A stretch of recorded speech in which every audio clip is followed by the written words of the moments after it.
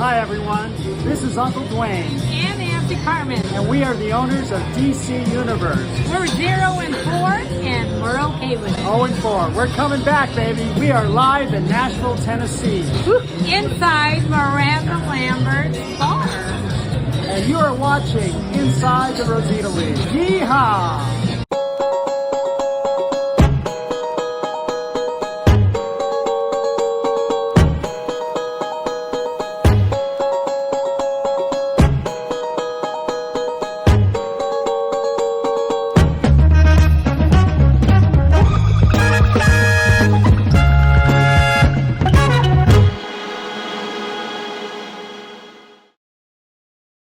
Town business in the house. Welcome in the house for sure. Yeah. Yes. The town. Town is in. Speaking of which, congratulations on going 4-0 to start out the season. Thank you. A few stats for you. You actually have won 6 games in a row dating back to last season. And in the last 39 weeks of Rosita League action, you have gone 32-7. That is a tear that we have not seen in the league up until now. So you're doing something fantasy-wise very historic. You know, the thing is we are, David, but man, we take every game every week serious, and we know from past history, you can go 12-4 in the league and then lose the first game of the playoffs. So it doesn't mean nothing unless you guys are ready for the playoffs. So that's what we're focused on, right, son? Yeah. Yes, last year we lost in the first round because we had Mahomes, and Mahomes didn't do well. And then we had Jacobs and Adams also on the Raiders. Just one bad week in the playoffs can throw it all off, huh? Yeah. We were hoping to go back-to-back. Yeah, almost. What do you think you're doing differently than all the other teams to maintain that dominance, not just from week to week, but from season to season? Do you think there's any one? It can't be just luck. There's got to be some. Tell us your secret sauce, if you will. Hey, David and James, you want to know what the secret is? Yes. I'm gonna tell you the secret. The secret is my son right there. Man, he has a brilliant sports mind, and he knows all the stats. He knows what players than I know. See, I the way I used to pick it before my son started joining, I was more of a top layer player picker. You know, I'd go for the shiny coin. But my son, he knows the deeper layers on what these guys can do and what they can produce. And so right now, our success right now is on my son's young, brilliant mind and how he understands the game of football. It's not on me. I don't take no credit for this right now. Yeah, my dad did pick Daniel Carlson and Evan Ingram, but I watch NFL highlights like every best play of the season last season, and my dad got me a magazine like the sleeper picks, and I watched the highlights from other plays, and I knew who were the good players. Well, yep. Looks like you figured out the good ones because your team's been going off. Yeah. Well, I'll tell you what. There's also a graphic that CJ has put together that shows the history of the Rosita League in terms of the teams that have been in the seasons as they have come and gone and which ones have dropped out. But this type of detail that CJ has garnered and put together, this is future commish type quality. And so I can definitely see the attention to detail that CJ has. And so we're just blessed to have you both in this league for sure. I think a good question to ask you both is, how has this enhanced your relationship as father and son? uh, the thing is that I really love watching my son's the way his mind works and the way he can see things, and so it just goes hand in hand. His love is sports, my love is sports, but of course you guys know I love the drag race.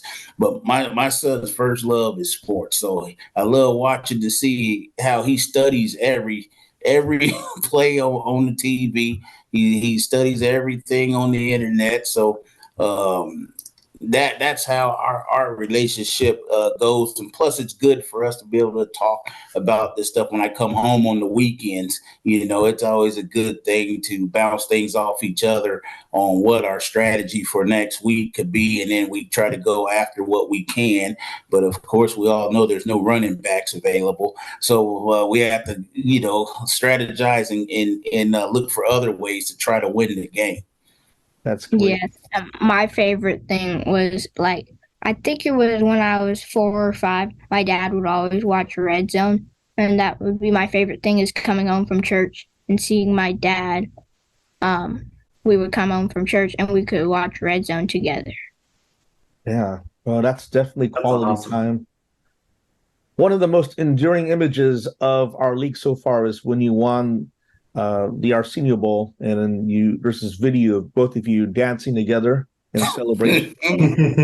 Yes, when we won the Arsenio Bowl, we were like dancing and doing the gritty. Yeah, I think it was like you're in pajamas and everything. Yeah. Yeah. Yeah, one of the saddest things, I knew how much that trophy meant to CJ. Man, we had it in our living room, and he'd carry it and show people the trophy. Then he'd take it upstairs, bring it downstairs, and one of the worst days ever was when we didn't win it back to back, and I had to take it back to David. I do have something that does belong to you. Your Oh man, East Championship Oh. belt. Still, oh man, that's nice. That's so cool. yeah. So I'm just East to the East. I'm keeping it clean for you here. So we'll meet up sometime soon, I'm sure. But At this rate, you'll hold on to it for the next year too. Oh, man, that's the plan. and if that happens, I don't think there's anybody in the league that would be the least bit surprised. So Yeah. You know what? I remember early on in the Rosita League, James was pretty dominant, and yeah, I was like, man, I gotta get up, to James's level somehow. And then I believe when we finished last season for his all time scores, James was I think he was above us by like 7 points. And for all time scoring, and so that I think we got the all time score. I think right now I is think that so right? too. Yeah. Yeah, you've got quite a lead. If I only had a 7-point lead going into this season, Well, I it think was.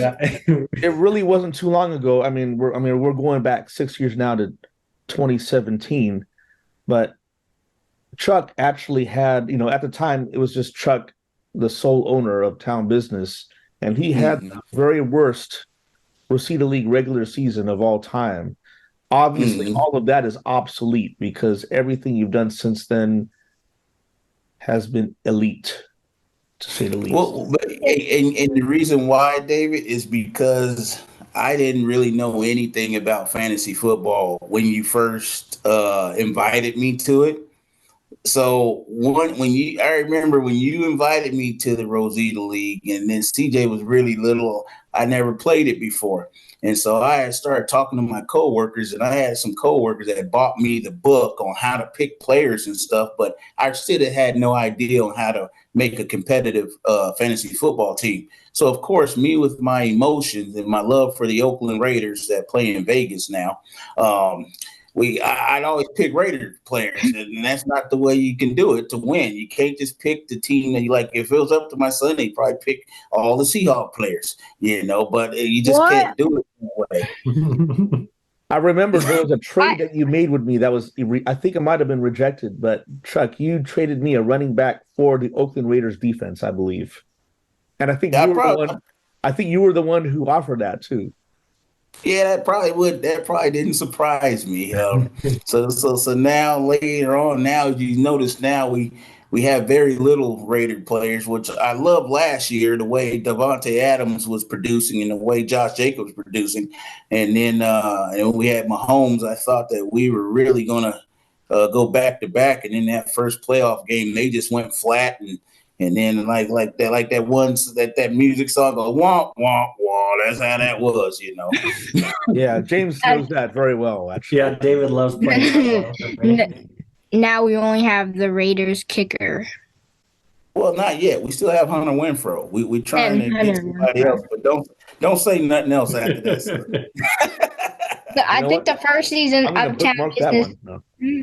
I think the first season of you in the league, our team was called Northwest Raider Nation. Oh, that's right. You're right, son. Hmm. Oh wow. Now it's been Town Business for present time.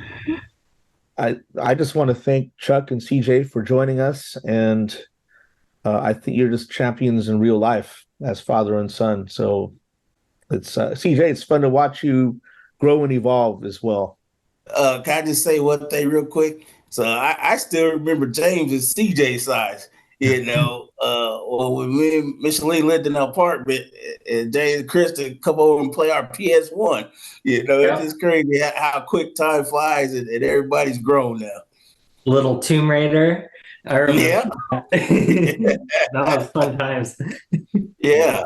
Well, it's fun to have this video snapshot of where we're all at right now, and I'm sure years down the road, people will be looking at this and saying, "Hey, that must have been a very cool time." I can't Go wait ahead. for next week against Super Scrubs. I hope that our players are healthy and their players are healthy for a good matchup. It's a big match since it's divisional, so it's going to have ramifications down the road. And David and James, CJ and I, we want to thank y'all for being great commissioners, and we appreciate all the hard work y'all do to produce this inside the Rosita League. This is top 10. A lot of fantasy football leagues don't have this magnitude of support. And players like you two who do well and really have fun with it, make all the difference. So thank you both. And just to let you guys know, I appreciate this. This means the world to me and CJ. And my son was so hype. He was sitting in his chair ready a long time ago. And I was like, son, 30 you still have minutes, time for this. 40 minutes before 9. Well, God willing, this won't be the last time this season. All right. Thank you, guys. Okay, thank you. Yeah, take care. Thanks, Chuck and All CJ. right, thank you. Bye. Lillian, good to see you. Bye. Good to see you. All right. That was cool. That was very cool. And now we figured out why none of us have a chance. Chuck has a young mind obsessed with fantasy football. I mean, even if I tried, I don't know if I can keep up with that. All right. Well, I say we just go ahead and get to the match by match recap. Which one are you wanting to start on? Let's go with Nabs beating DC 129-100 in just a abysmal defeat for DC because it brings them to 0-4. Yeah, it's getting more serious. But that being said, being in the West, he has a little more room to work with, I think, than with that. If he goes on like a 3-game win streak, he could still, have a chance. Yes. And you never know what's going to happen with the lower East players as well. Mm-hmm. A lot of 2-2s and then a couple 1-3s. Like he's not crazy far behind anybody. And even Andrew got his first loss. So, Yeah. I'm just trying to, make D Money feel better. There's still hope. Last week we picked a DC comic character that best exemplified their team. And last week it was Aquaman. This week it'll be the Flash because they're in the race and all of a sudden they're out of it. Yep. Or they are the Flash. There is still hope. I'm thinking Devontae Adams is still underperforming for him. That was his their first round pick. Jordan Love is holding down the fort with 19 fantasy points. Probably not at the type of tier that they would probably like for out of the quarterback. But here's the thing: DC has scored more total points this season than you have, and you have won 3 games in a row. So this could just be an instance where the 4-game sample size is not telling the whole story. Yeah, I think it'll even out. Mm-hmm. Yeah. It will. It's going to even out somehow. And we're only basically a quarter of the way through the season, a little more than that in the regular season. But congratulations also to Nabs. Yeah, I mean, backup quarterback on the Raiders, right? So I think that hurt Adams, and then that really helped Jacobs, because what are you going to do when you got a backup under center? You just feed the running back, check down, and Jacobs went off. That was his first good game. I think he was about one bad week away from starting to get benched in a lot of leagues. So that was big for Nabil there. And his other big star of the week was Godwin over there at wide receiver. And then Pacheco. Kelsey is in 12 points. Still a good pickup in round 1, but we'll see if Kelsey can help carry his team. All right, moving on to this was a good one. Seda Steely's 94, Middle Child 60. And speaking of 60, this was the 8th worst 1-week score in Rosita League history. Man, that's rough. Tough to see. Tanny getting the win at 94 points. I mean, getting a win when you score less than 100 points is a gift. Absolutely. It's just nice when you can have an off week and get a win if you're Tanny. Yeah. Well, here's one team that's not having any off week. Town Business, 158 over Lisa at 85. Several players doing well. They're just firing on all cylinders right now. Justin Herbert,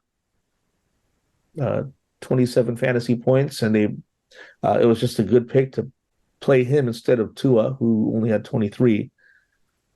Playing the matchups, that's a big part, especially this time of year, because you have enough of a sample size to know which teams are struggling defensively against which positions. Yeah. So, yeah.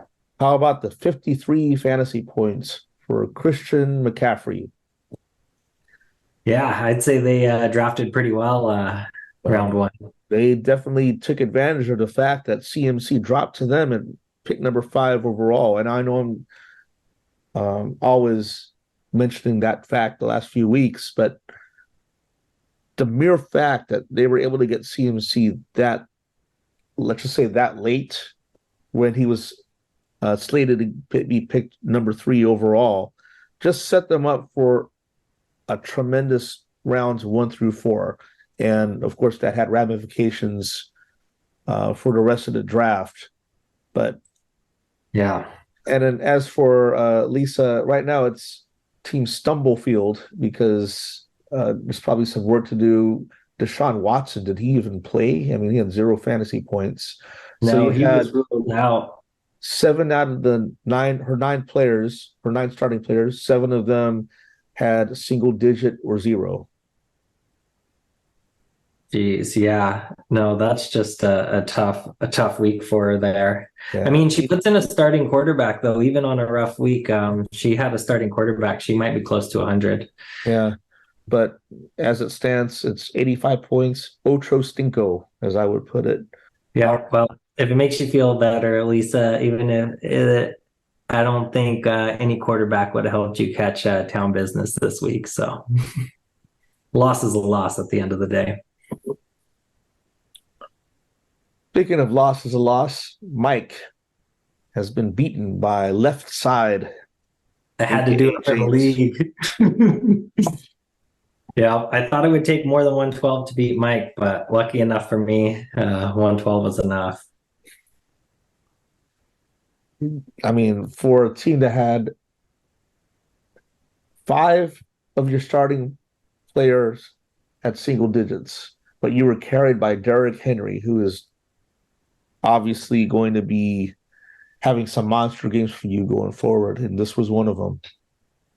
Yeah, I was glad to see it. I was worried because they were like at the goal line, and it looked like they were gonna pass because it was third down, but they shifted. They put Derrick Henry behind center, and he threw a beautiful pass for a touchdown, which really saved my week there.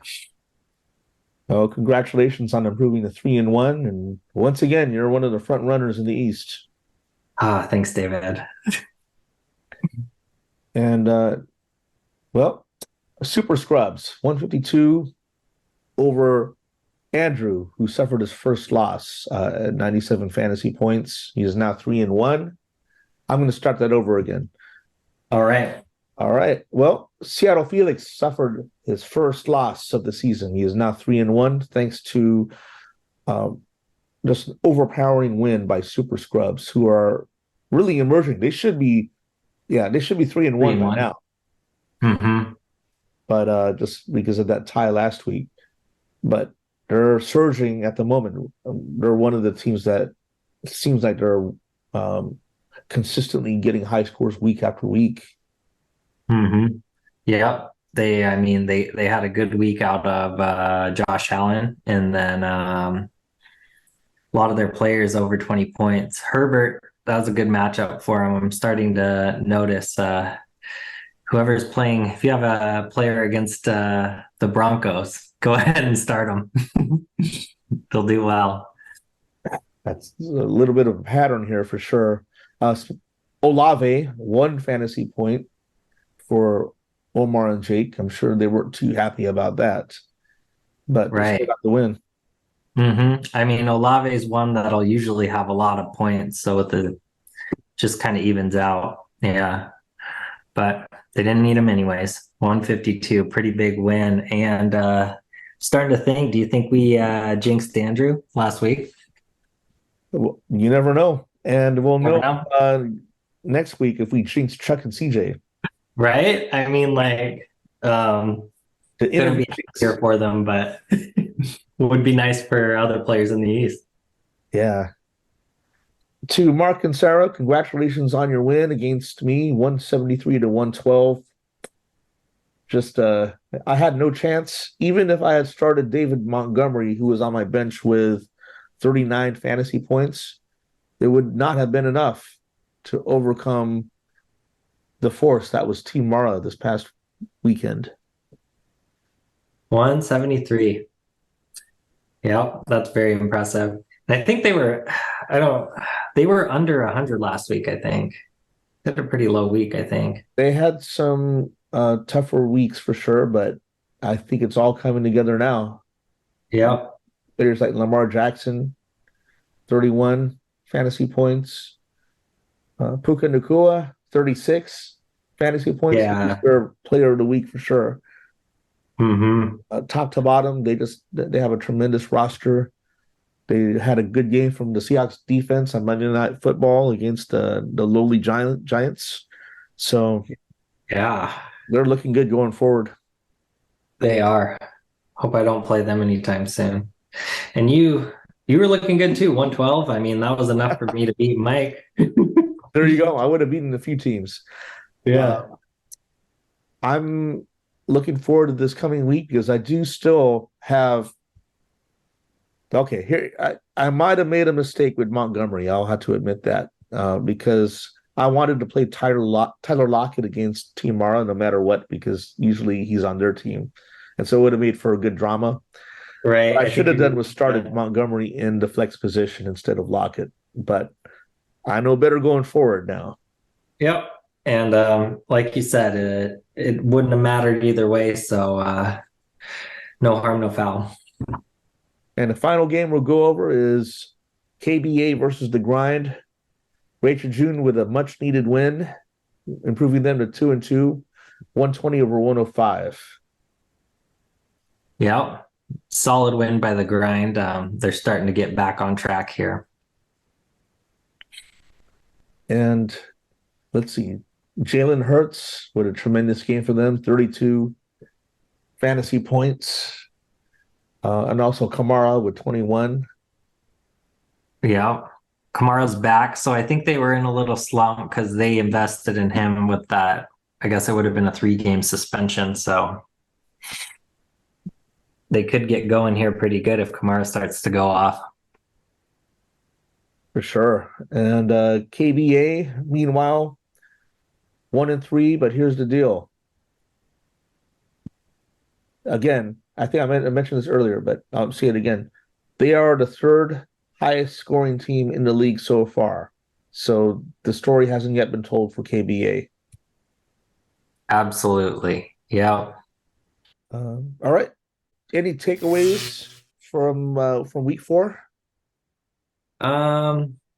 Yeah, my takeaway, one of my biggest takeaways is I don't think Chuck and CJ are slowing down yet. I know why they're doing well now that they've disclosed the secret. CJ's been doing a lot of research, attention to details, and it's nice to see when that works out because in fantasy there is a good amount of luck involved, but if you put in the effort, it's nice to see it get rewarded. For sure. I mean, there is definitely luck involved in several factors, but the good teams are doing well year to year. Mm-hmm. It's cool to see, actually. For me, according to the TPA stat chart here, the top 3 teams that have had the toughest strength of schedule so far are Wu-Tang, Mm-hmm. Mark and Sarah, and Lisa. The top 3 teams that have had the easiest strength of schedule, number 1, you. Yeah. Number 2, Tenny. And number 3, Reach and June. Right. And those are good stats. And I mean, TPA I think is one of the biggest ones, especially towards the end of the season. As long as you're not as long as you're doing your part, scoring a good amount of points. If you have a low TPA, you can really go far. I mean, even last season, Uncle Noli had, I think, the lowest.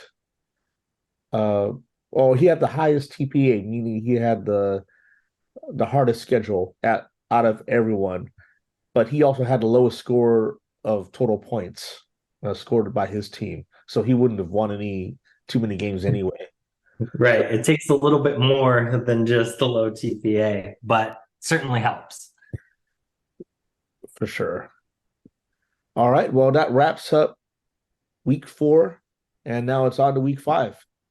On to week 5, got a lot of good matchups. I'm going to be playing Nabil, who is complaining about how many people he has on bye week. But as we were talking about last week, he has quite the depth on his bench. So even with his bye weeks, he's got a pretty good lineup. So And knowing Nabil, he probably is very well aware of that anyway. So he was probably just giving you or maybe just a little bit of safety net in terms of the smack talk here. Right. Was he getting in my head or just like a insurance policy in case I win, then he has an excuse? I'm going to assume that anything anybody says to me within the Rosita League, they're trying to get into my head. There you go. All right. Well, everyone, have a good rest of the week and God bless. Have a good week. Good luck, everyone.